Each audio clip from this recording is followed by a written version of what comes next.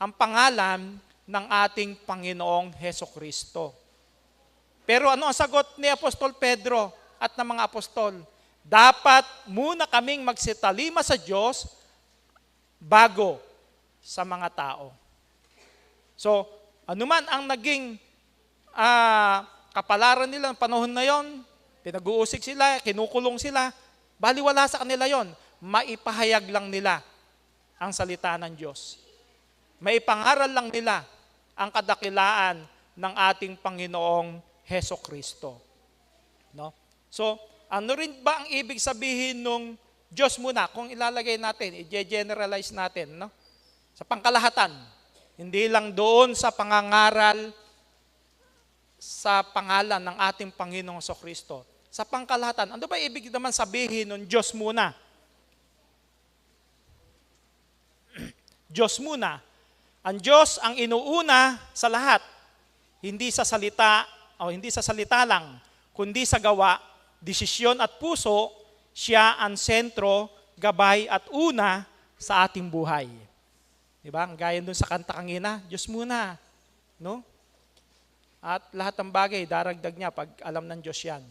So, ang ibig sabihin daw, inuuna yung Diyos sa lahat ng bagay. Hindi lang din sa salita, kundi may gawa. Diba? Tulad ngayon, kung ating kukunin, kung umiral sa isip ng kapatiran, sa eryang ito, yung Diyos muna, punong-puno tayo. Diba?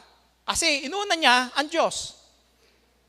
Pero, pagka wala doon yung hindi nakasentro sa isip ng tao, sa kanyang puso, yung Diyos muna, kakunti tayo. Diba? So, ganun na magiging mangyayari kung mauna ng tao yung Diyos. Ano rin sabi ng ating Panginoong Hesukristo?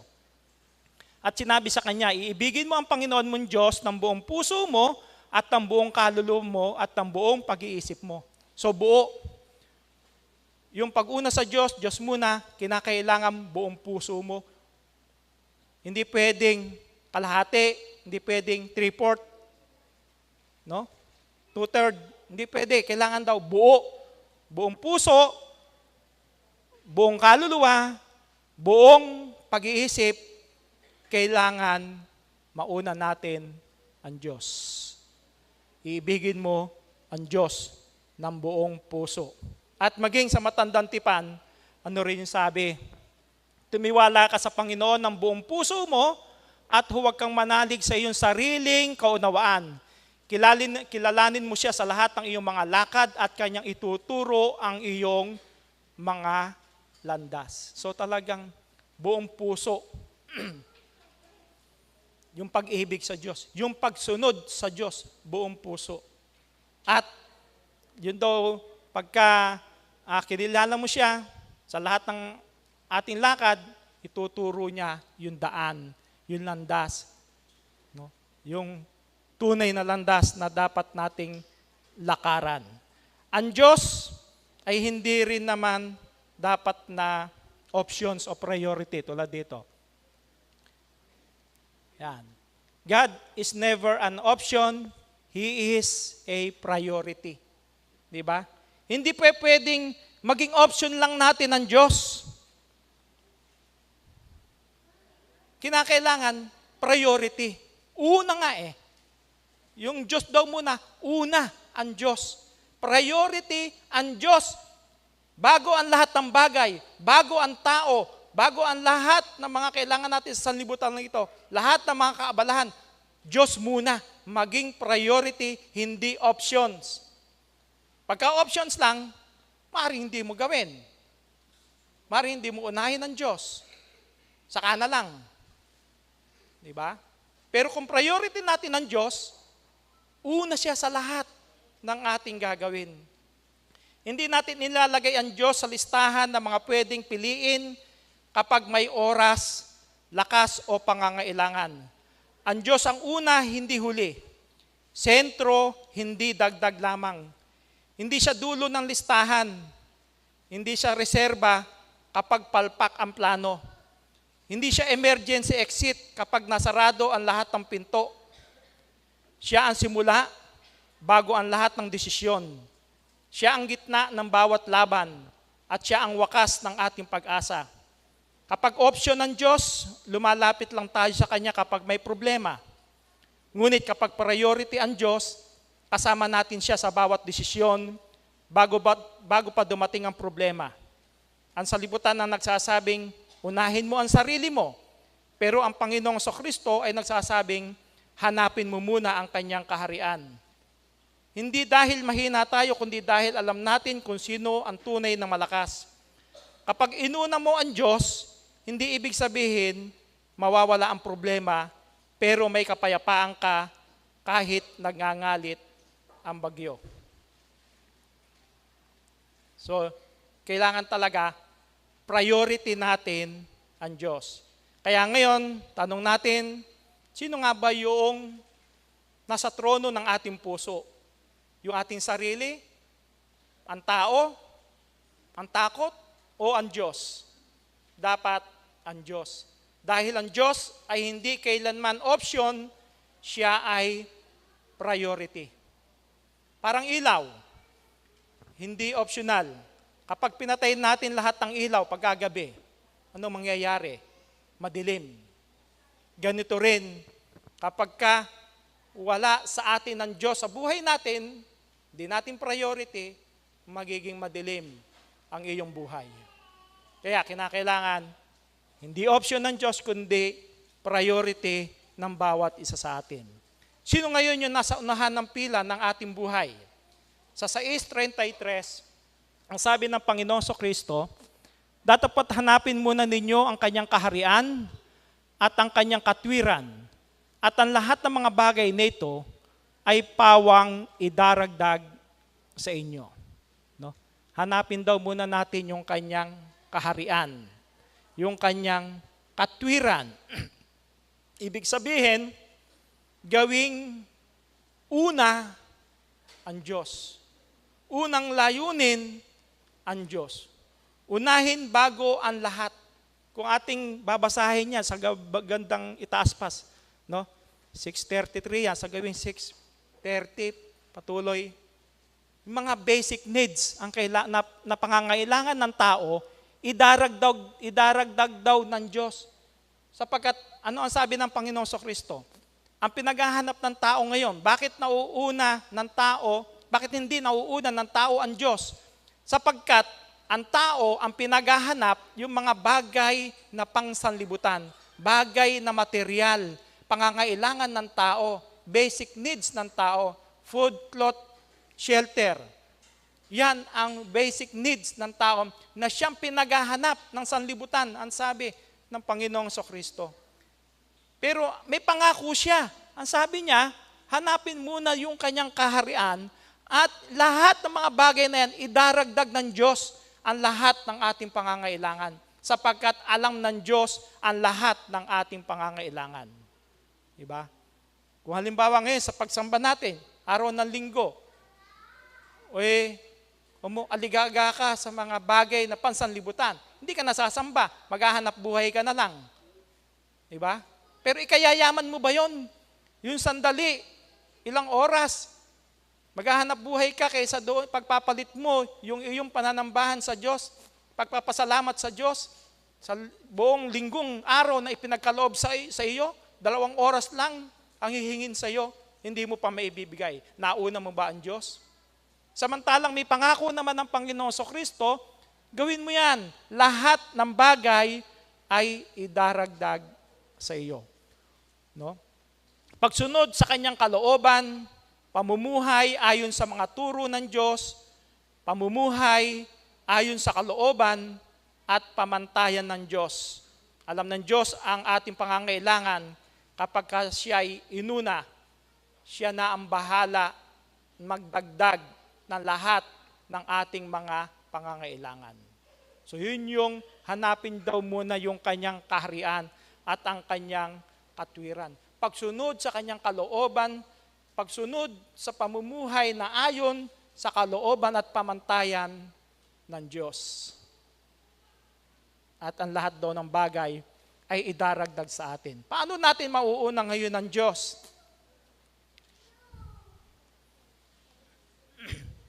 May tanong pala doon, paano manuuna ng tao ang Diyos? How can a person put God first? Una, sa pananampalataya.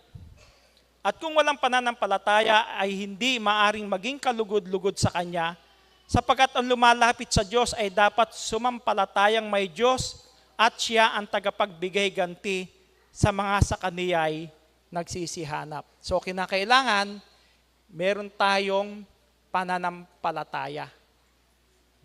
No. Yung pananampalataya na yon ang siyang magiging guide din natin para makalapit sa Diyos. Hindi pwedeng makalapit ang tao sa Diyos nang walang pananampalataya. So magiging direksyon din natin yung pananampalataya para patuloy na tayo ay makapaglingkod sa Diyos, mauna natin ang Diyos. Parang kung meron kang, kunyari nagbibiyahe ka, punta ka ng NCR, Manila, no? Hindi mo alay pupuntahan mo. Marami ngayon driver na nakakapunta sa iba't ibang lugar kahit hindi nila alam ang kanilang pupuntahan o yung daan. Hindi nila alam, ngayon pa lang sila makakapunta. Pero napupuntahan nila sa paanong paraan. Yung cellphone, may GPS, merong andun yung Waze, merong Google Map, kung ano-anong mga pwedeng direksyon na magtuturo sa iyo kung saan yung lugar na iyong pupuntahan. Diba? Nagagamit ngayon ng tao yan. So, ganun din naman tayo. Pagdating dun sa spiritual na GPS natin, yung ating pananampalataya, para tayo ay ihatid doon sa ating Panginoon, para magkaroon ng kabuluhan yung ating pananampalataya sa Diyos. Kaya kailangan daw meron tayong pananampalataya. Ano pa? Ang paraan para mauna natin ang Diyos. Sa oras, ang sabi, sa awit 63:1, O Diyos, Ikaw ay Diyos ko, hahanapin kitang maaga, kinauuhawan ka ng aking kaluluwa, pinananabikan ka ng aking laman sa isang tuyo at uhaw na lupa na walang tubig. Anong sabi? Hahanapin kitang maaga. No? Hinahanap ba natin ng Diyos? Yung salitang maaga na yon. Ang tao, kapag ka oras ng trabaho,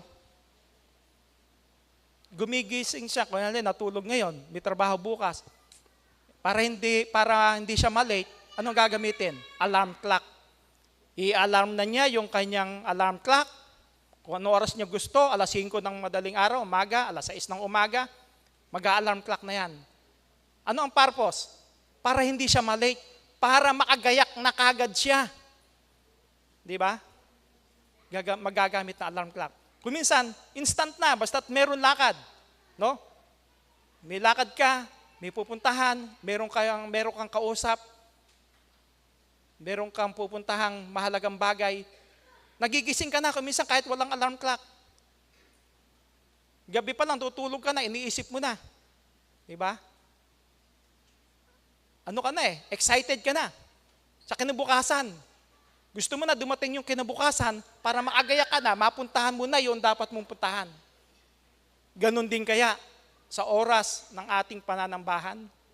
Pinananabikan din kaya natin yung oras na yon, nasabi, hahanapin kitang maaga. Kung i-relate natin sa panahon ng ating pagsamba, meron ka rin kayang alarm clock. Para pag dumating yung oras na yon, tutunog na yon. Dahil 1 linggo kang nagtrabaho, 1 linggo kang nag-aral, gusto mo makapahinga ng mahaba-haba, para hindi ka rin malate, maglalagay ka ng alarm clock. Pag ba naglagay ka na alarm clock, pag tumunog yon, gigising ka na, babangon ka na. Baka tumutunog yun, matagal nang tumutunog, ayaw mo pang bumangon Diba? Yan ang nangyayari Pero pagka sa ibang bagay, mabilis ka. Isang alarm lang, tayo ka na, patayin mo na. Pero kung minsan, naka-alarm na. Kung matagal na tumutunog yung alarm clock, pero ayaw pa rin bumangon. Pagka araw ng pagsamba. Ganun ba tayo? Yung ba yung masasabi nating inuuna natin ng maaga ang Diyos? So, kung paano pinahalagahan natin yung maraming bagay sa sanlibutan ito, mga lakad na pang sanlibutan, mas unahin natin yun sa Diyos. Diba? Mauna natin ang Diyos. Yun ang paraan para makita tayong inuuna nga natin ang Diyos. Saan pa? Sa pagsunod. Datapot nagsisagot si Pedro at ang mga apostol at nangagsabi, dapat muna kaming magsatalima sa Diyos bago sa mga tao. So, talagang kailangan sa pagsunod. Ang pagtalima muna sa Diyos ay hindi lang tungkol sa araw nagpagsamba. Hindi lang dito sa araw ng pagsamba yung pag-una sa Diyos. No? Kundi sa pamumuhay araw-araw. Inuuna ang Diyos kapag inuuna ang tama, pag-ibig, at katotohanan. Hindi lang tuwing araw ng linggo tayo nagbabanal kundi sa bawat sandali, sa araw-araw ng ating buhay, tayo'y nagbabanal sa Diyos. Para mauna natin ang Diyos, dapat makita tayong gumagawa tayo ng tama, ng mabuti, ng tapat sa Kanya, nandoon ang pag-ibig, nasa atin ang katotohanan. Yun yung pag-una sa Diyos sa lahat ng paraan ng ating pamumuhay. Hindi pwedeng, gaya ng nasabi ko kanina, hindi pwedeng kalahati lang. Gaya ng sabi nga, ibigin mo ang Diyos ng buong puso. No? Kung halimbawa, inutusan ng magulang yung kanyang anak, linisin mo nga yung kwarto mo. Nilinis lang kalahati. No, kalahati lang ang nilinis ng kanyang sa kwarto. Pwede ba yon? Hindi pa rin buo yung kanyang pagsunod. Sa Diyos, hindi pwedeng partial obedience. Kailangan buo din. Kasi kung partial obedience lang, disobedience pa rin yon. Kasi hindi niya sinunod ng buo. Sabi, ibigin mo ang Diyos ng buong puso mo. Kaya kinakailangan buo ang pagsunod sa Diyos. No, hindi pwedeng partial lang. Kinakailangan buo ang pagsunod sa Diyos. Paano kung unahin ko ang tao? Ang sabi. Tingnan nga natin. Kung unahin ng tao ang kanyang kapwa-tao o anumang bagay sa sanlibutan ito kaysa sa Diyos, ano ang mangyayari? Ayan pala. What if I put people first? Hindi ka magiging karapat-dapat sa Kanya. Ang sabi ni Mateo 10:37, ang umiibig sa ama o sa ina ng higit kaysa akin ay hindi karapat-dapat sa akin. At ang umiibig sa anak na lalaki o anak na babae ng higit kaysa akin ay hindi karapat-dapat sa akin. Di ba? Pag daw inibig mo yung magulang mo ng higit sa kanya, hindi ka magiging karapat-dapat. Paano yun? Sinabihan ka ng magulang mo, hindi mo na ikaw, iglesia ka, nanay mo, o kahit hindi mo ka iglesia, no? Yung nanay mo, o tatay mo, pinagbabawalan kang sumamba. Sino na una nun? Inibig mo yung magulang mo dahil gusto mong sundin siya. Pero yung kanyang pagpigil sa iyo, sangkot na yung pananampalataya. Hindi ka raw magiging karapat-dapat sa Kanya. Sa Diyos, hindi ka magiging karapat-dapat. Sa Panginoong Kristo. Di ba? Marami, mga karanasan sa iglesia. Nag-asawa, lalo na kung babae, nung dalaga, aktibo sa iglesia, nung makapag-asawa na hindi niya pananampalataya, pinigil ng asawa, huwag ka nang sumamba, sa akin ka na sumama. Karapat-dapat ba yun sa Diyos? Karapat-dapat ba yun sa Panginoong Kristo? Hindi. Bakit?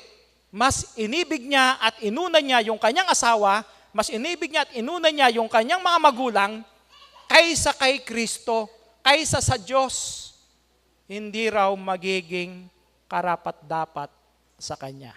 Kaya kinakailangan maging karapat-dapat tayo sa Diyos at sa Panginoong Kristo, unahin natin siya. Hindi ka magiging, ano pa?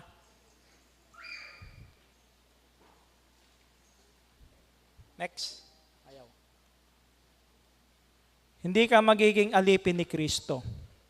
Galatia 1:10, ang sabi, sapagkat ako bagay nang hihikayat ngayon sa mga tao o sa Diyos, o ako bagay nagsisikap na magbigay lugod sa mga tao?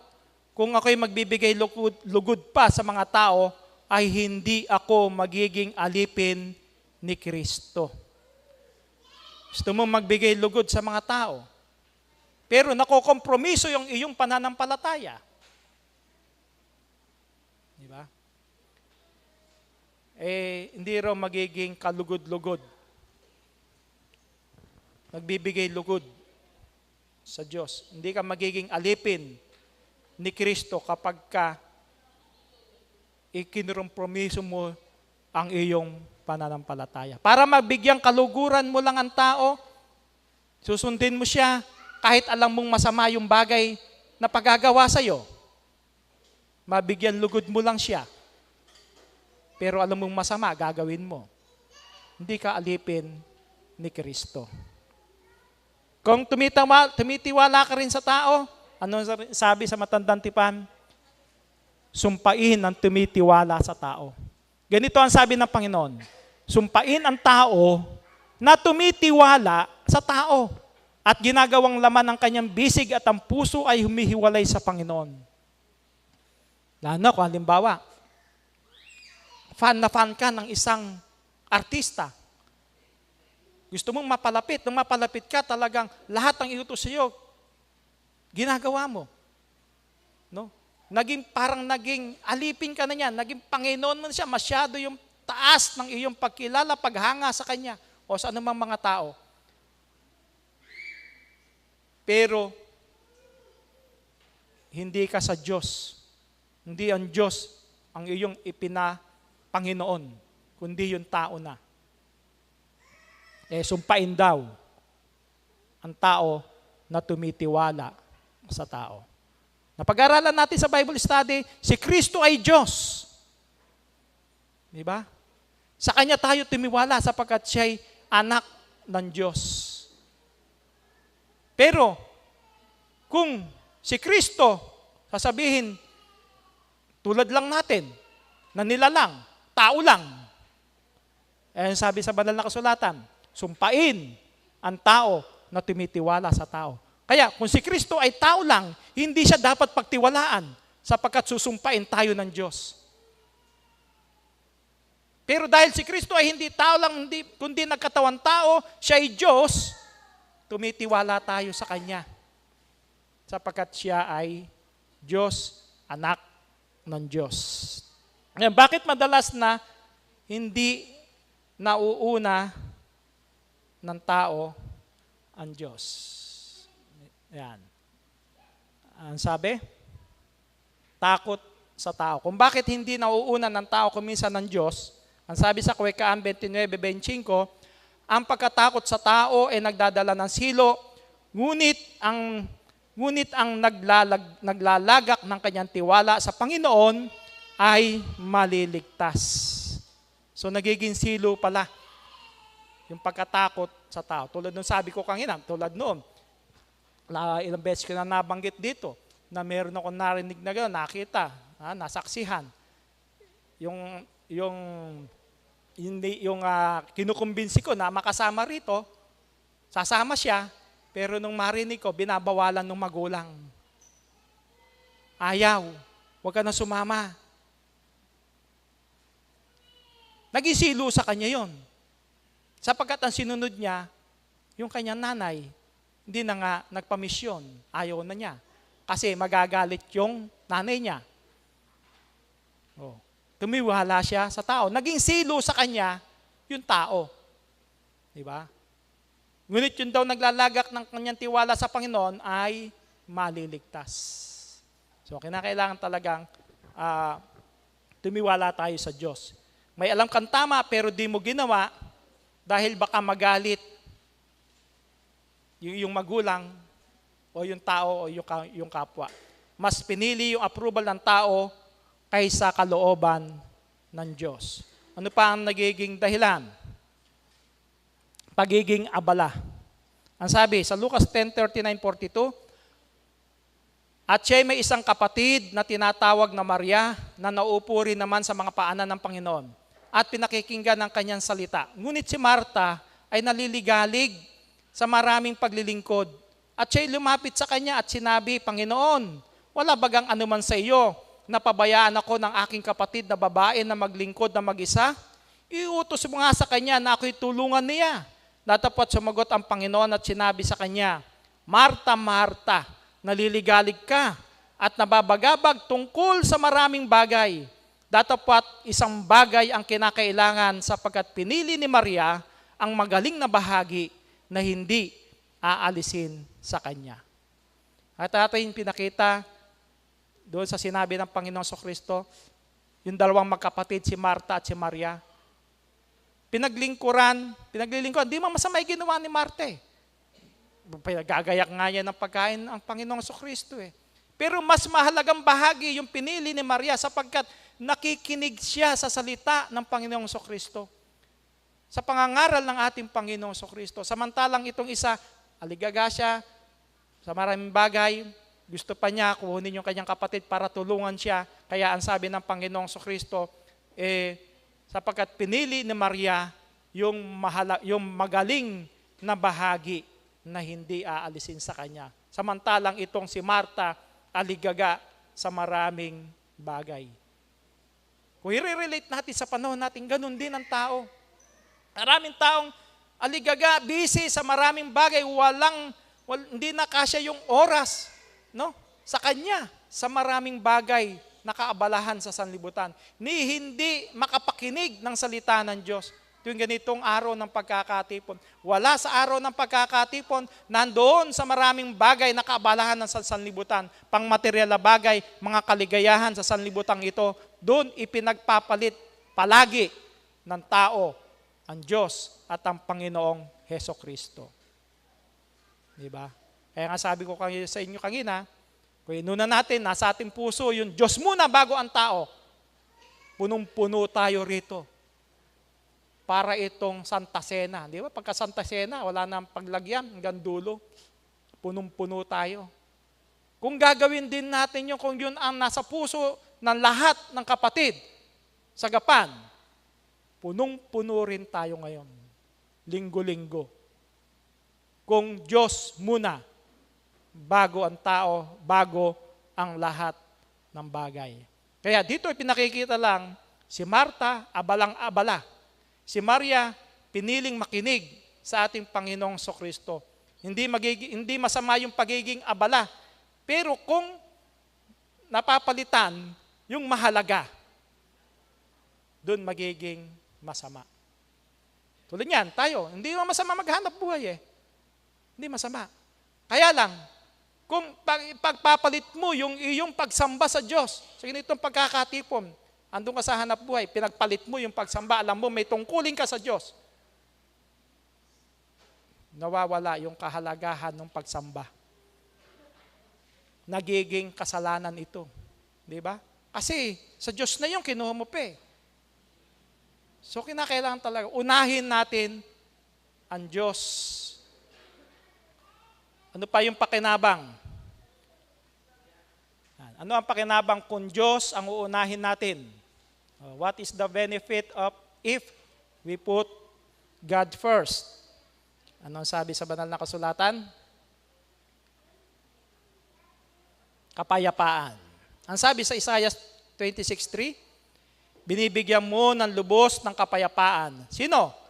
Ang mga taong matapat na tumatalima at nagtitiwala sa iyo. Binibigyan daw ng lubos na kapayapaan. Meron. Sino yon? Yun daw, may matapat na tumatalima at nagtitiwala sa Diyos. Yun ang bibigyan ng lubos ng kapayapaan ng Diyos. Ano man yung mga dumarating na mga pagsubok sa buhay, meron ka pa rin kapayapaan. May karamdaman ka, may sakit ka, pero payapa ka pa rin sapagkat ipinagkakatiwala natin sa Diyos. Mahirap ka, wala kang makain, tutulungan ka ng Diyos sapagkat ang sabi, hindi ka niya pababayaan, idaragdag ang lahat ng mga pangangailangan, maging kontento ka lang sa mga bagay na ibinibigay ng Diyos. Di ba? So, yun ang dapat na gawin. Para tayo magkaroon ng kapayapaan, maging tapat tayo, tumatalima tayo sa Diyos, nagtitiwala tayo sa Diyos. No? Ganyan yung puso ng taong inuuna ang Diyos. Magiging payapa ang kanyang kalooban. Ano pa? Patnubay at direksyon sa buhay. Kapag ka tayo inuna natin ng Diyos, isa sa pakinabang na ipagkakaloob niya, yung patnubay at direksyon sa buhay. Awit 32:8, aking ipaalam sa iyo at ituturo sa iyo ang daan na iyong lalakaran, papayuhan kita na ang aking mga mata ay nakatitig sa iyo. Di mo? Ipapaalam sa iyo, ituturo sa iyo yung daan. Di ba? So, kasama mo ang Diyos. Kasi ituturo niya sa iyo yung daan na dapat mong lakaran. So, meron kang direksyon sa buhay. Magkakaroon ng direksyon yung buhay mo kung ang sentro ng puso mo, ang Diyos at si Kristo. Kung inuuna mo ang Diyos at si Kristo, patnubay at direksyon sa buhay ang ipagkakaloob siya. Hindi ka maliligaw, hindi ka mapapahamak, sapagkat ang Diyos ang ating kasama. Pagpapalain at mangyayaring kung iyon didingging masikap ang tinig ng Panginoon mong Diyos upang isagawa ang lahat niyang utos na aking niutos sa iyo, sa araw na ito ay itataas ka ng Panginoon mong Diyos sa lahat ng mga bansa sa lupa. At ang lahat ng pagpapalang ito ay darating sa iyo, aabot sa iyo, kung iyong didinggin ang tinig ng Panginoon mong Diyos. Ito, bagamat sinabi niya sa kanyang bayang Israel, tayo rin naman bayan ng Diyos ngayon sa Espiritu, di ba? So, pagpapalain tayo, didinggin ng Diyos yung ating mga daing, yung ating mga paghibik, kung tayo ay patuloy na maglilingkod sa Kanya, kung uunahin natin ang Panginoon. Hindi rin pagkukulangin. Hebreo 13:5, mangilag kayo sa pag-ibig sa salapi, mangagkasya kayo sa inyong tinatangkilik, sapagkat siya rin ang nagsabi, sa anumang paraan ay hindi kita papagkukulangin, sa anumang paraan ay hindi kita pababayaan. Pangako yun eh. Diba? Sabi, mangilag daw sa pag-ibig sa salapi. Kung ang Diyos pinagpapalit mo sa salapi, dahil sa kaaligagaan mo, sa maraming kaabalahan mo, para sa pagpapayaman, para sa mga material na bagay, Diyos ba inibig mo nun? Nauna mo ba ang Diyos? Kayo yun ang dapat pansinin ng tao sa sanlibutan ito. Baka akala niya, lahat ng mga kayamanan galing sa Diyos. Baka hindi niya nalalaman, galing na pala sa dyablo, sapagkat sa ibang paraan na pala nakukuha, hindi na ayon sa kalooban ng Diyos, yung salapi na nasa kanya. Yun doon mauwi, pag-ibig sa salapi. Pero kung inibig natin ng Diyos, magkaroon lang tayo ng kakontentuhan, hindi tayo daw pagkukulangin, hindi tayo pababayaan ng Diyos. Bakit ako naghihirap? Lingkod naman ako, sabi sa banal na kasulatan, hanapin mo ang kanyang kaharian at ang kanyang katwiran. Ginawa ko naman, nasa iglesia ako, ginagawa ko naman yung tungkulin ko sa iglesia. Bakit ako naghihirap? Baka nasa iyo na rin yun. Nasa tao na. Bakit naghihirap? O baka wala ka lang kakontentuhan. Baka yung sarili mo, kino-compare mo doon sa mga meron. Yung meron siya, wala ka, malulumbay ka nga pagka kinumpara mo yung iyong sarili doon sa iba. Pero kung meron kang kakontentuhan sa buhay, magiging sapat na ang lahat ng bagay. Sapagkat pangako ng Diyos yun idaragdag sa iyo ang lahat ng bagay.